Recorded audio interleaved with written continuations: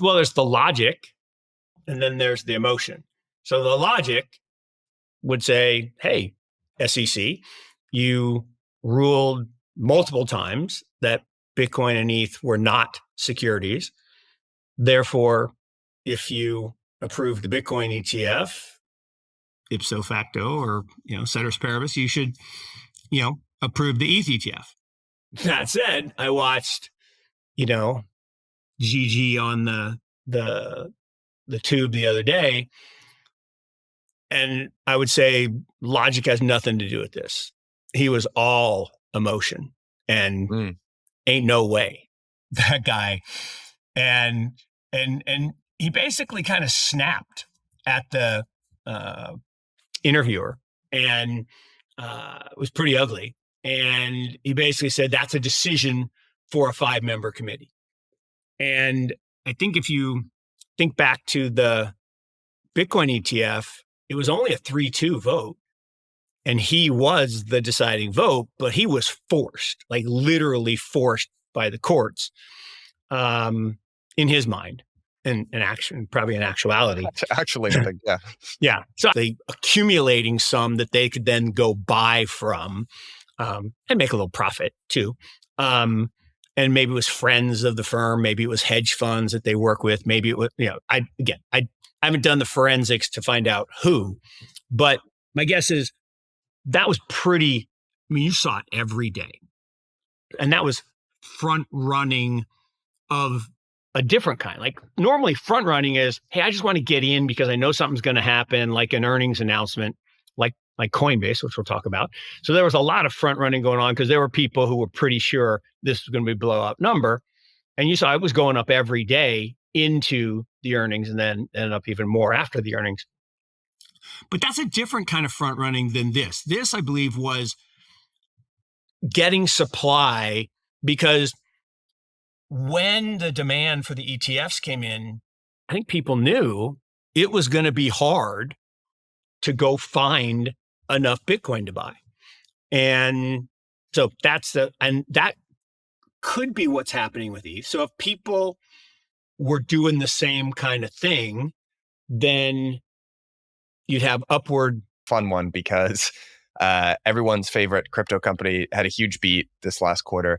I do think it's funny. I actually went back and looked. The Bank of America, even 2 months ago, they got turned more bullish on Coinbase and they upped their price target for the coin shares from $60 to $66. Now coin is trading. I don't even know what it is pre-market, but anyway, they had a massive earnings. It's like 160, but it might even be higher. I don't know. I think it's higher. I think it's closer to 180 now. Here, let's see where it is pre-market. Yeah, 190. 190 pre-market. Yeah, 190. So, yeah, jumped 15% after these earnings, and the reason why. So we're, for those of you who are following along via video here, we can zoom in a little bit. You can see that Coinbase they ended the year very strong, actually. In terms of net revenue for the entire year, they did just under 3 billion, 2.9 billion, which was just a little bit shy of the 3.1 that they did in 22. Which, if you know how bear markets were, that's pretty incredible that they managed to do that. The big difference was the net income. So they lost 2.6 billion in 2022, and they turned a profit of 95 million in 2023. So just a massive reduction across the board on OpEx. And again, for 22, they lost many years ago, separated from the other banks. And all the banking is a net interest margin business, right? You pay your depositors X, you lend it Y, and you earn a spread. And Wells Fargo kind of changed it up and said, well, but we're gonna tack on some fees and we're gonna charge some. And that's when Buffett bought in, and that was his whole thing, is he wanted them to pay him, nice dividends so that he could lever up. That's his plan. He takes low volatility assets and levers them up and never pays taxes. It's genius. And so I think that's kind of what's happening here, in that when they started, it was all about activity and volume and getting as many things listed and getting a lot of trading and making your commissions. Well, now they have things like, massive custody books and huge institutional business of, cold storage. I thought about wearing the the cold storage stocks today because, that's one of the challenges for the ETFs is so much of Bitcoin is sitting in cold storage, there's pressure.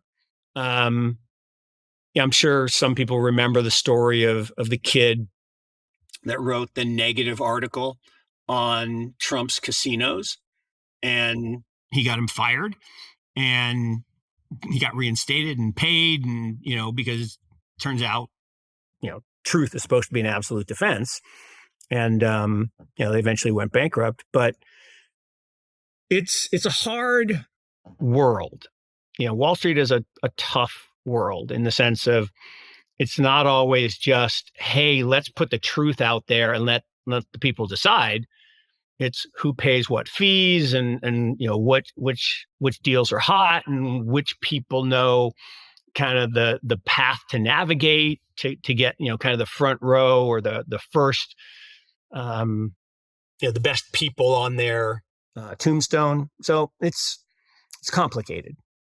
Yeah. But I would say that this company has been unfairly punished by lack of coverage and lack of qualified people. And that doesn't mean everybody who's following it isn't good, but I have yet to see anybody here before we start to wind down. But there was an interesting headline from, I think CoinDesk wrote this week, that one of the Federal Reserve governors was open to questioning the idea that stablecoins are actually beneficial for the US dollar. So I don't know if you've seen this. This is I'm like, Nick Carter has probably done the best job of advocating for this view. This would be my view, but the idea is, to maybe set a little bit of historical context, stablecoins are one of the areas that regulators are watching most closely and perhaps most uncomfortable with. You could look at a stablecoin as something similar to the construction of a money market fund where you have depositors and then some sort of asset that's supposed to track the value of a dollar. The other way that you could look at it is, hey, there's this alternative financial system, and they have, without any prompting from the United States, actually a lot of the opposite of prompting, they're disincentivizing, but they're adopting U.S. currency within this ecosystem. And actually, this is a driver this is people that will buy up U.S. debt. This is a way to expand dollar hedge money. And it seems like the Federal Reserve, or at least some of the governors, are open to that point of view. What do you think about that? I think as opposed to some other collateral as the quote unquote, risk-free or stable asset. But it's hard to, you had the algorithmic stable coins, which were, never stable and blew up the industry. So you can't use like an 80 vol asset like Bitcoin as the base layer. But I do think there are some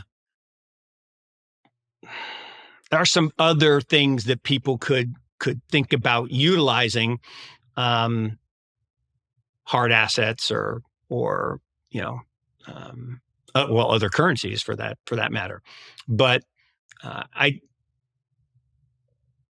I think it's the right approach. The short, I should have said, just giving you the short answer. I think it's the right approach to say, hey, this is a benefit to us because we do have the risk-free asset, which is the treasury rate. And if they're going to accumulate lots of treasuries, that works for us. But I get why the banks still don't like it. Hey, everyone. We'll be back to the program in just a moment. But before